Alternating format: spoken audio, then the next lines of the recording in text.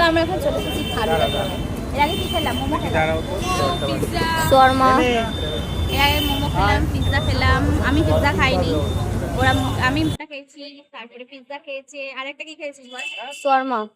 শোয়ারমা, শোয়ারমা role খেয়েছে। আর এখন rap, ওটা শর্মার র‍্যাপ রোলই না, শর্মা র‍্যাপ। খাইনি আমি, অত উচ্চারণ, কঠিন ভাষা উচ্চারণ করতে পারবো না, ওটা বাংলাতে জানি সেটা বলবো।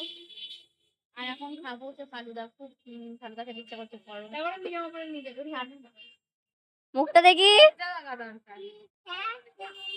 তারপর নিয়ে আমার না কমটা